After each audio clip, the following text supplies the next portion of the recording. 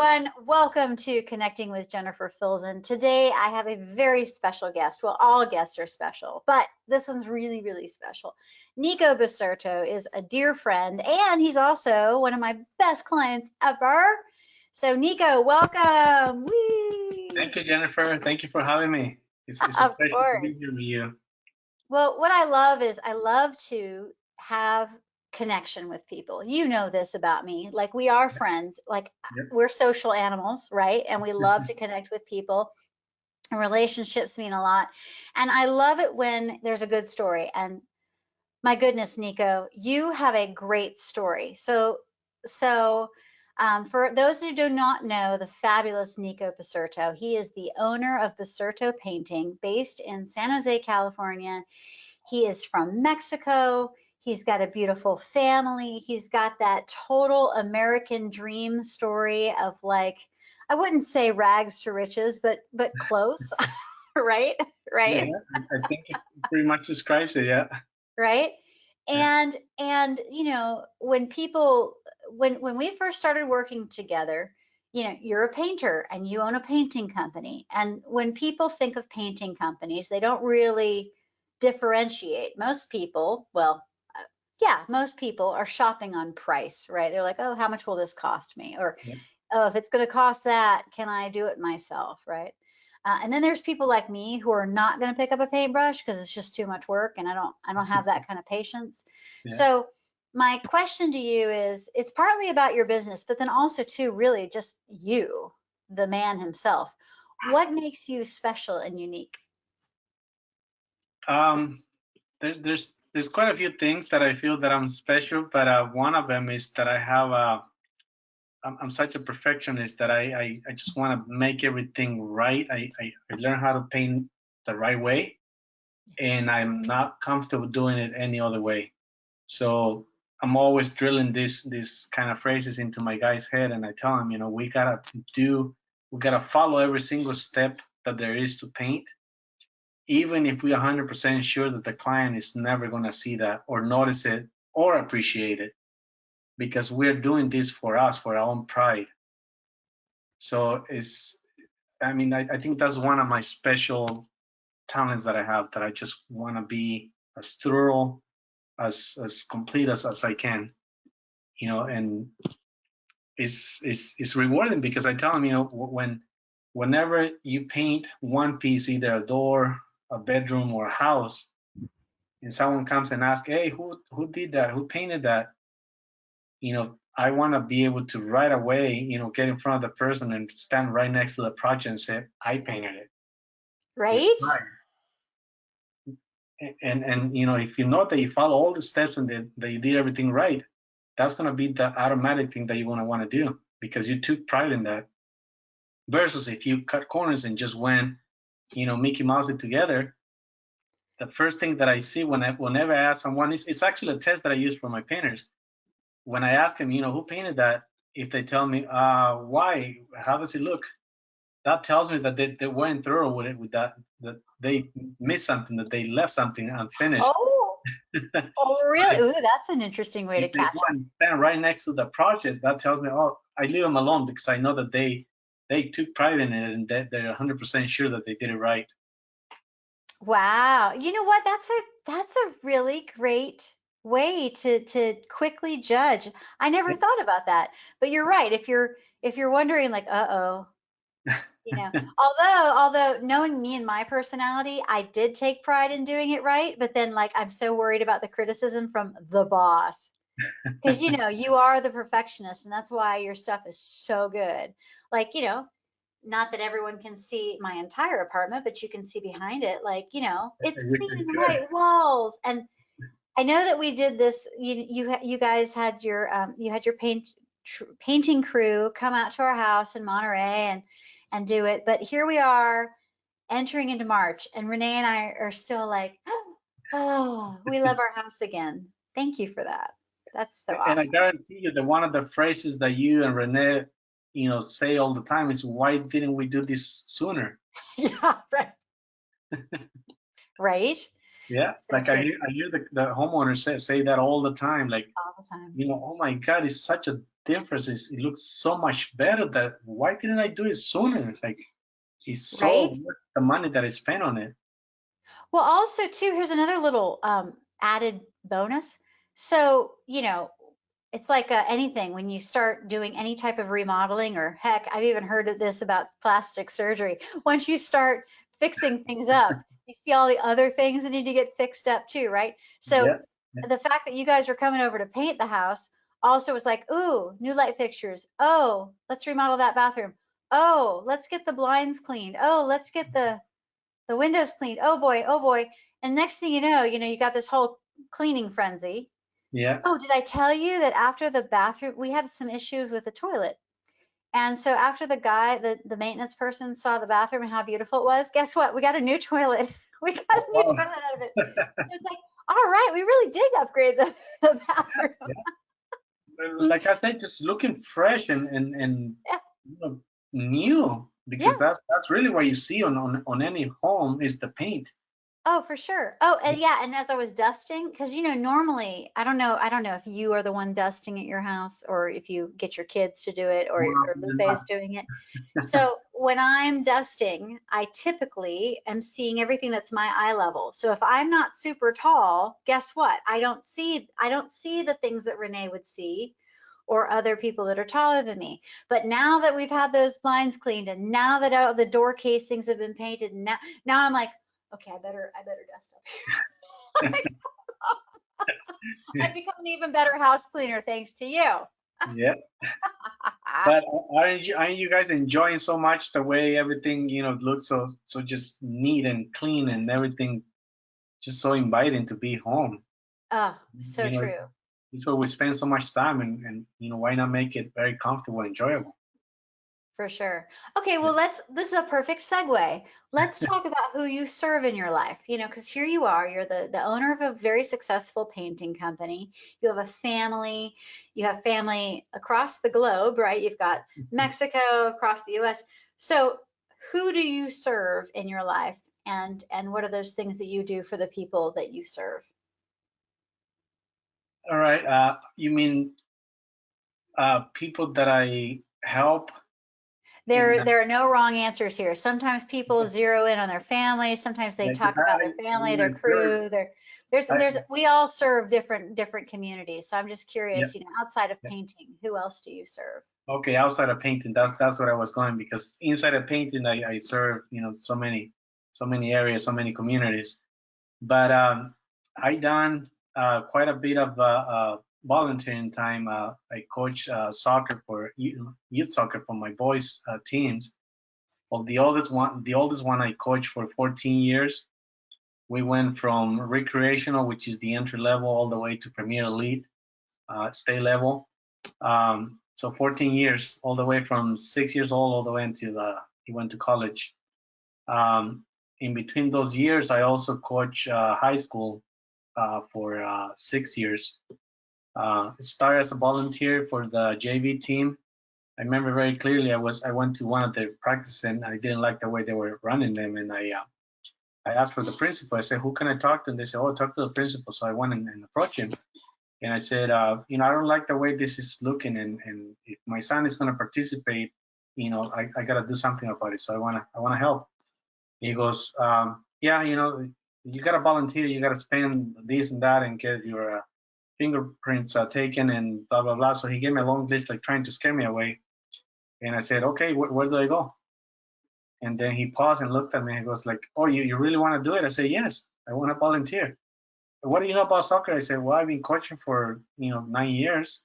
I have some tricks. Now he really looked at me serious.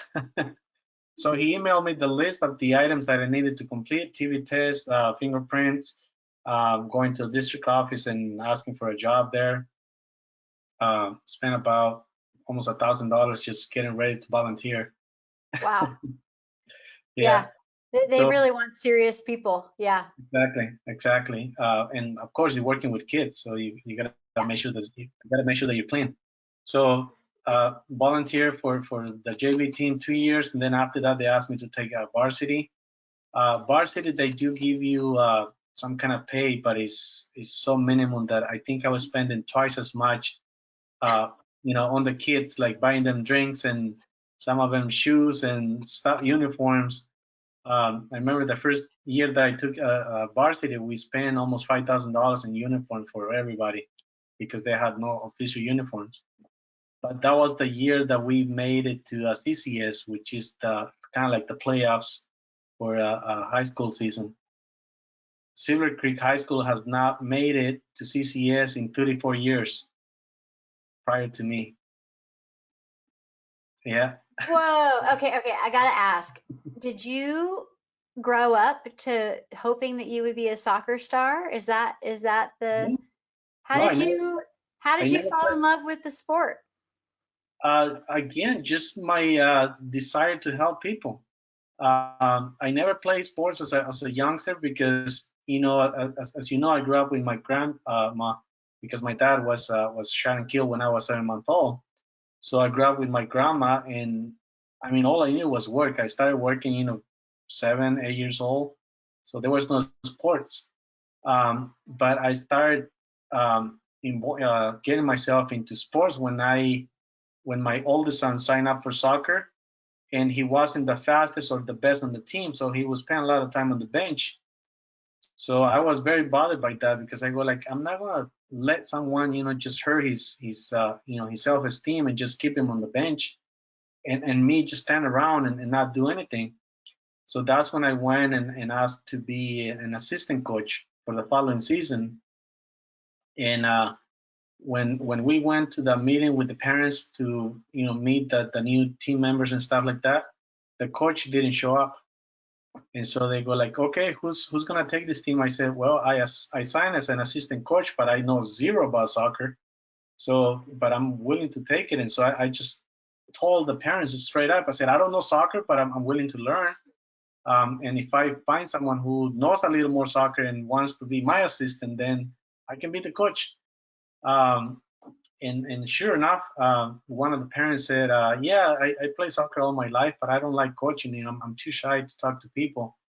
I said, come on, you're my helper.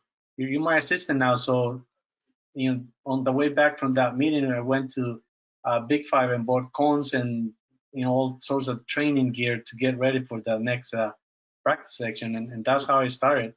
And then from there on, I just started reading books, watching videos, um, taking classes, and I became a certified coach. And I mean, it was a lot of work, but it really helped me develop myself as a human being.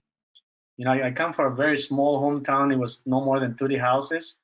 So to me, talking to people different than the ones that I knew, it was very difficult. That coaching, career really helped me develop to talk to all sorts of ethnicities and different races and everything. Because on the teams I had, people from all over the world, Chinese, Vietnamese, Russians, Mexicans from Salvador, from Honduras, from everywhere. So I, developed myself by being able to talk to different people with different beliefs and different religions and everything. So that really the benefit I think it was for me, not necessarily for the kids. I really developed myself by doing that. Again, volunteering. I never got $10 out of those 14 years coaching. As a matter of fact, I think I was paying to be a volunteer. That often happens when we volunteer, but Yeah. wow, wow. See, I'm so glad I asked. I've known you for how long, and I didn't even know all this deepness Yeah. of Two and a what's half years wow, about. Yeah. wow. Okay, okay, okay. So then you and I, as business owners, have talked about our why, right? Mhm. And there's Right. always that thing or multitudes of things, but like, as we go through different phases in our life, we've got that thing, right? What is your why currently, and what has it been in the past, or has it been it's the same thing the whole time? My why, I think it hasn't changed, and I don't think it'll ever change.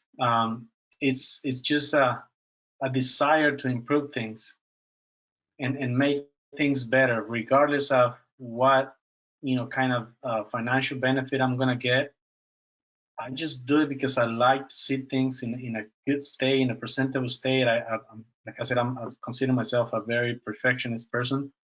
Um, I mean, I just want to make things better, and you know, things and people. Like now that I have developed myself a little better as a businessman, as a painter, I love sharing my knowledge with people because I want to make people better. Um, if it's as a painter, I became a master painter just by practicing it. I love sharing all sorts of tricks with people. Whenever I bring someone on board, whenever I meet someone, I love sharing my knowledge and just skills and little tricks that you wouldn't think that a painter knows, because it's a very underappreciated trade, that people think, oh, it's construction and it's just brute force and no brains and no talents. It takes a lot of patience. You really got to be an artist in order to be a house painter, if you want to paint it right. I remember Oh yeah. recently I read this quote that says that uh, painting is easy when you don't know how to, but it's hard when you know how to.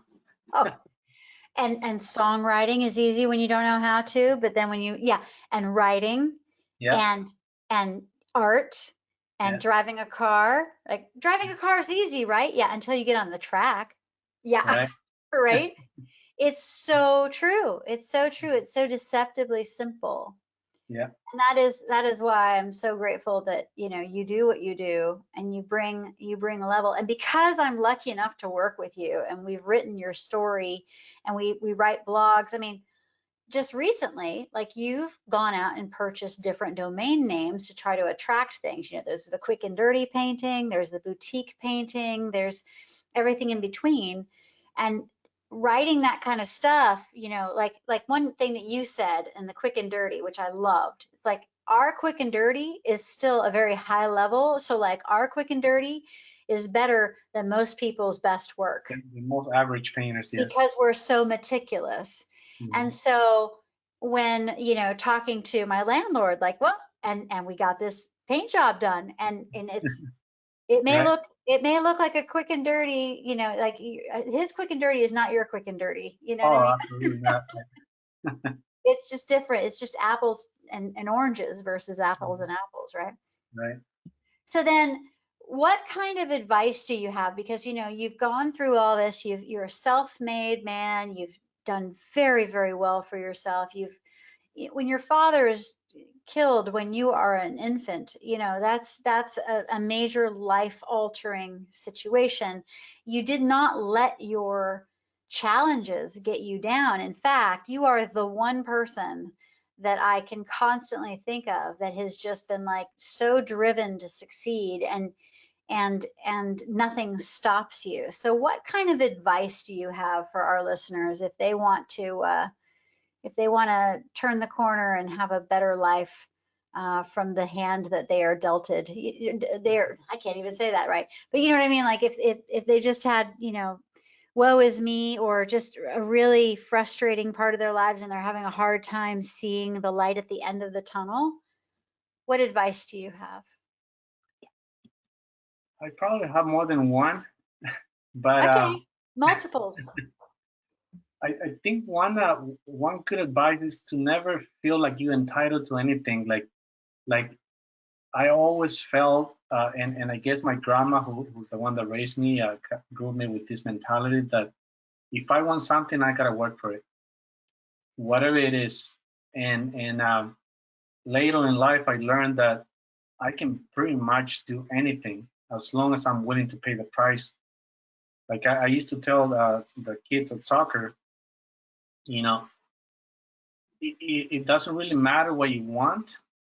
What really matters is if you're willing to pay the price for that. So you can have a Volkswagen Beetle, or you can have a Tesla, easily. It's just a different price, different effort. So, but if you're willing to do the effort, you can have either one. And Mm. and and I just have this. I have learned to have this hunger for learning, for just wanting to improve myself, like every single day. Um, when I was little in my small town, I remember one of the guys that were better off. I saw that they bought a bicycle for their kids, And that was my biggest dream when I was, 5, 6 months old. Like, when I grow up, I'm gonna buy me a bicycle. So I tell my kids all the time, I'm the kid with the dream of buying a bicycle. And so once I came here and I had the possibility, it's the first thing I bought. I bought a bicycle. And then, like, okay, well, if I bought a bicycle, I can now buy a car. And if I bought this car, I can buy this other thing. So it's always like one, like, yes, I reached this milestone, but I don't want to get comfortable there because I want something else. I see that there's room to grow more.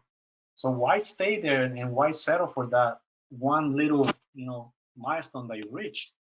So my advice is to always stay hungry and always, like I remember I heard this quote from Steve Jobs, like, to succeed in life, you always got to stay hungry and foolish, meaning that you always want more and you always feel like you haven't learned enough, like you're still a fool, you still got a lot to learn. That's the kind of personality you gotta adopt. Just always want more and always feel like you can learn more Oh, because yeah. Great that's leaders are lifelong learners. yeah. It's true. And I That, say it all the time, whether I'm teaching dance or when I'm teaching marketing or, training my team, I'm like, if I tell you I know it all, fire me because I've stopped growing. yeah. Yeah, Like it's like true. I'm learning every single day from every single person that I come in contact with.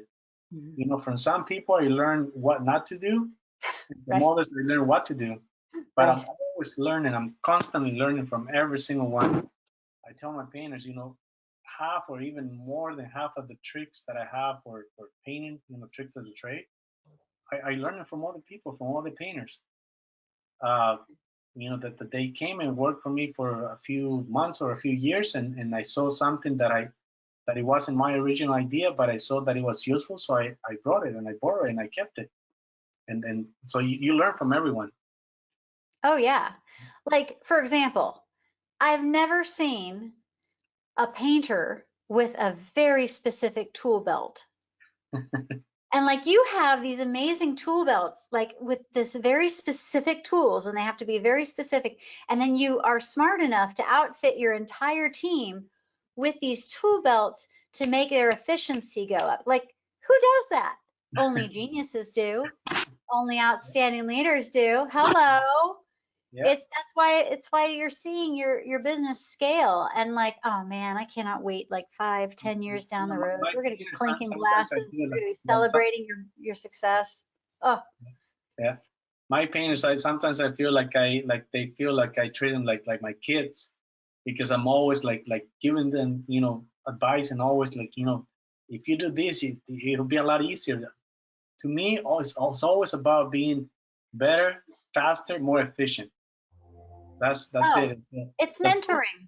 yeah, It's the tool mentoring. belt, the tool belt. I went through so many different methods of trying to have tools readily available so that I wouldn't have to stop painting and go to the van or go find it.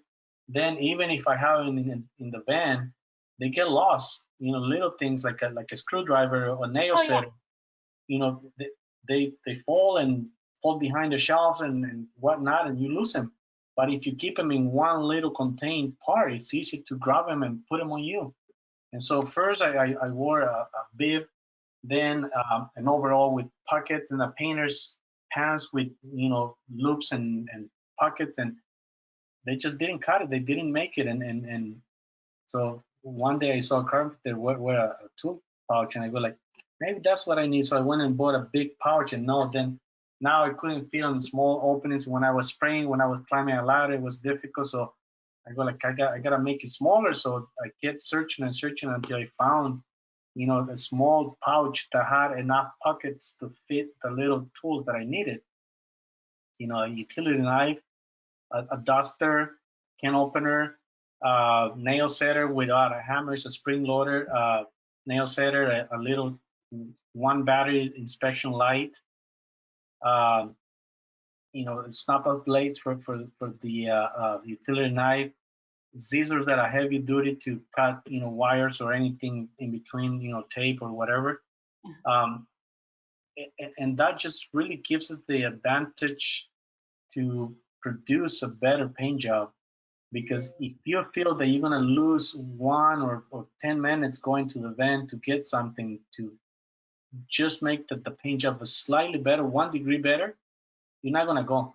You're going to go like, that's okay. Jennifer is not going to see it anyway, so I just paint over it. If it's a Oh, nail. yes, you will. And quite honest, most homeowners would hardly ever see, Yeah, the little details, the little holes that got missed behind the door jambs and stuff like that. They won't see them. But again, I just don't like to be called that guy.